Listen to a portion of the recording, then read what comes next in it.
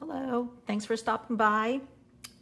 This is Saving for Our Farm, and I will be doing the 52-week challenge and putting my change into Rosita, and that's it. That's all that I have. I know that this is probably week 2 or 3 where I've only been able to put a tiny little amount of money into some real basic things, but you know, when you're on this kind of I don't know, what do you want to call it? I don't really want to call it a journey, but this financial budgeting, sometimes you just have to do what you have to do. So let's get started. I don't want to talk too terribly much. There's just not a lot to say, to be honest with you. Let's see what we're going to be putting into the 52-week challenge. $10 today into week 14. Here we go.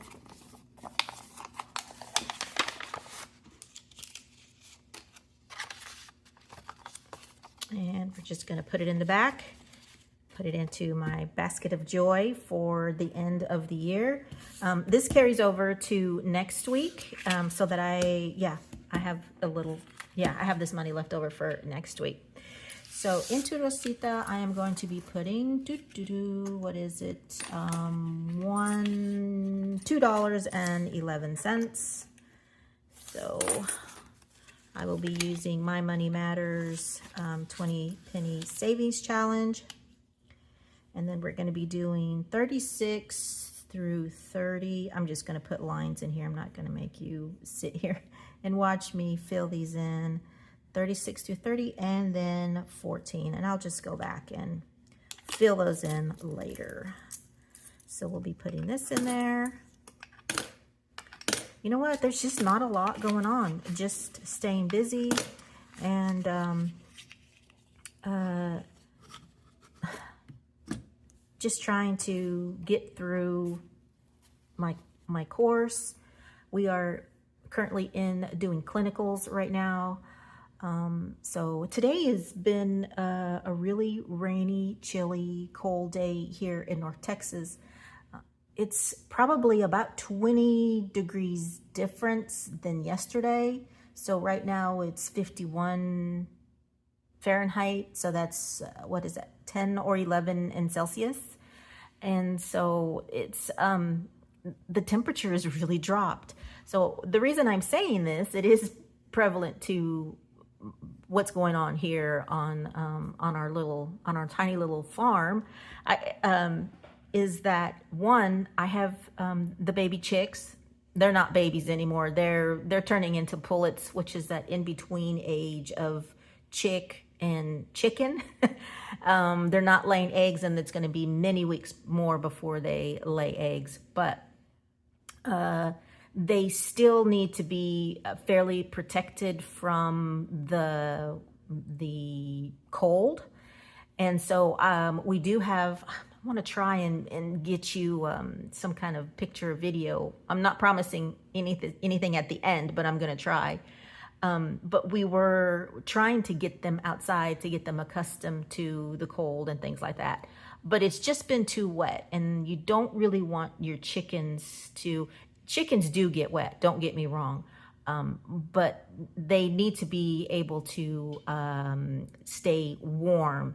And even though they're kind of like ducks, you know how ducks, the water kind of falls off of their feathers. Their feathers aren't as water repellent as ducks, but they do have, their feathers are somewhat water repellent. They can't get a chill. If they get a chill underneath those down feathers, they will die, because it's just, there's nothing there. So the feathers is what really protects them.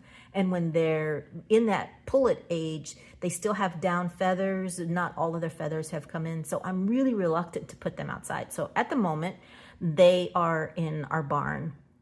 And you know, they're well taken care of in there. They're in a big brooder.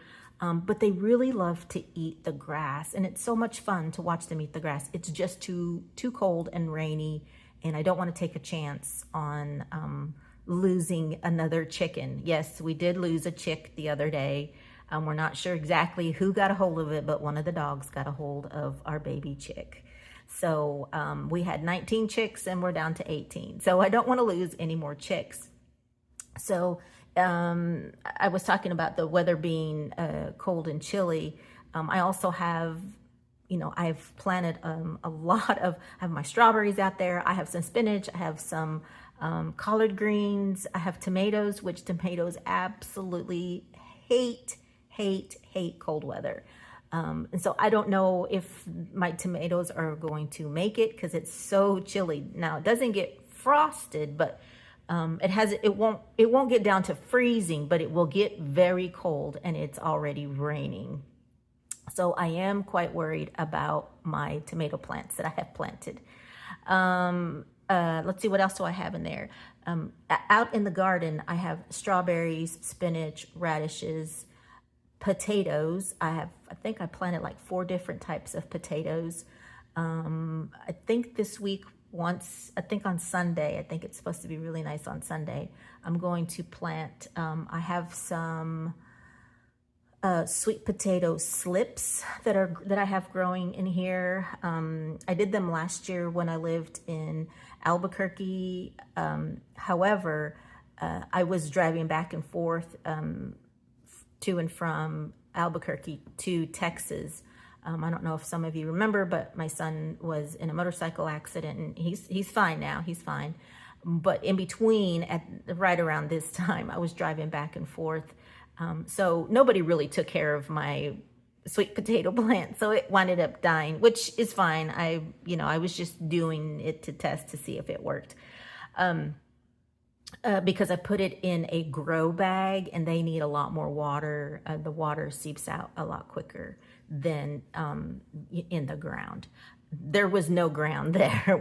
It was cement, a back porch that we had, and sand. That was it. That was it. And there were coyotes and roadrunners and bunny rabbits and everything, all the wild animals in our backyard. So I wasn't really big on planting anything outside of any kind of container. So I do have some potato slips, or sweet potato slips, that I want to be doing this Sunday because it's supposed to be sunny again. Of course, we are in March, so to have cool weather is what am I trying to say? To have cool weather at this time of year is on par for March. But